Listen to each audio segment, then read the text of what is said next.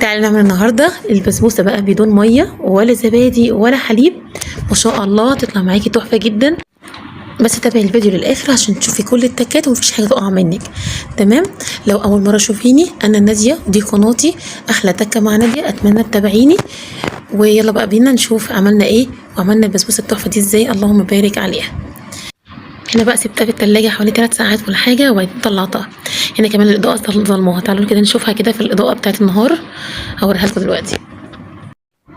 بصوا كده، بصوا هنا كمان لما حطينا عليها القشطه اللهم بارك عليها، بصراحه تحفه جدا جدا جدا. بصوا بقى هنا في النهار اوريكم، بصوا بقى الترميله بتاعتها عامله ازاي، زي بتاعت المحلات ولا لا؟ شايفين؟ يمكن الاضاءه جوه كانت ظلماها، ما شاء الله عليها تحفه تحفه. يلا بينا على المقادير. معايا 6 اكواب كده من سميد البسبوسه. بصي انا عامله صينيه كبيره جدا عشان خاطر طالعه رحله مع اصحابنا وكده.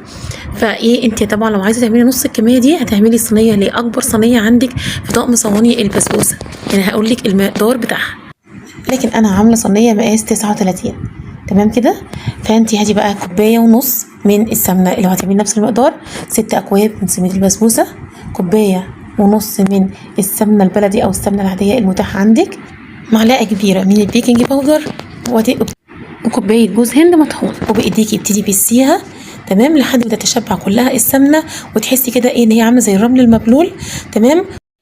يعني عايزه اقول لك كمان انك ما تخليش سميد البسبوسه معاكي عطشان سمنه، يعني لو حسيتيه زي كده مثلا مبيض شويه فممكن تضيفي له كمان معلقتين. فاوقات سميد البسبوسه بيبقى مختلف، مش كلنا بنجيبه زي بعض، ممكن يكون خشن شويه فانت هتحتاجي تحطي له سمنه زياده، فخدي بالك من النقطه دي. بالشكل اللي انت شايفاه ده كده، اول ما تحسي خلاص ان هو تشبع سمنه ما شاء الله خلاص كده تمام. يلا بقى على المرحله اللي بعد كده، ودي مرحله مهمه جدا. هاتي كده بوله وحطي فيها كوبايه من السكر، وانزلي عليها كمان بكوبايتين من الميه، وانزلي عليها بمعلقه كبيره من عسل الجلوكوز، معلقتين كبار، يعني انت قلت ده يعتبر مقدارين مش مقدار واحد. تمام. لو هتعملي مقدار واحد هتحطي معلقه كبيره من عسل الجلوكوز وابتدي بالشكل ده تدوبيه، ولو ما دابش معاكي ممكن على النار تحطيه يا دوبك بس ايه تدوب بس معلقه العسل الجلوكوز او العسل الجلوكوز اللي حطيتيه. تمام. وطبعا إيه لو سخنت معاكي الميه اوعي على السميد تحطيها، لا استني لما تبرد خالص وبعدين انزلي بيها. هنا بقى كان العسل معايا كان جامد شويه عشان طلعته من التلاجة، داب معايا بالشكل ده، سبته يبرد ونزلت بيه على السميد بتاعك بالشكل ده. هنا بقى برضو خطوه مهمه جدا، ما تقلبيش كتير، بمجرد ما السميد شرب السوائل خلاص كده على طول على الصينيه هتنزليها كده، يعني لفي كده بالراحه لحد بس ايه ما تشرب كل السوائل اللي حطيتيها. تمام كده. يبقى انا حطيت هنا كوبايه ونص او كوبايه من السكر وكوبايتين من الميه ومعلقتين من عسل الجلوكوز، وده السر الخطير. بقى الصينيه بتاعتك بالشكل دوت، سمنه كده كامل، سمنه او زيت زي ما انت حابه، وانت كمان ممكن تعمليها بزيت مش بسمنه، بس انا بفضل السمنه. تمام.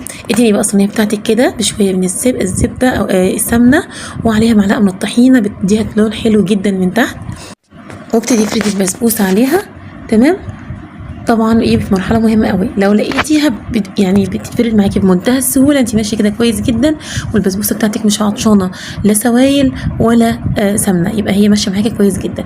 يعني لا تبقى لينه معاكي، يعني هي بتبقى لينه ولكن مش سايبه معاكي، مش طريه قوي قوي.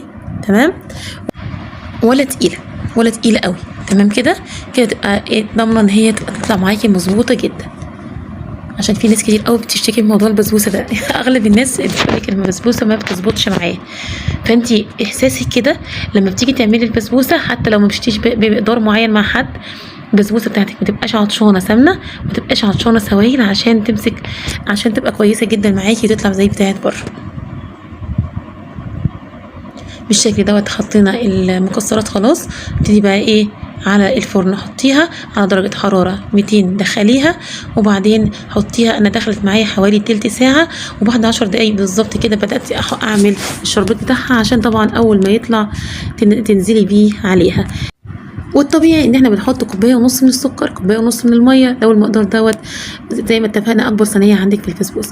انا هعمل الضعف وكمان هضيف كوبايه تاني من السكر وكوبايه من الميه عشان حسيتها عطشانه. بص ما شاء الله عماله بحط، بصوا ميه يعني الشربات شايفين الشربات بيختفي.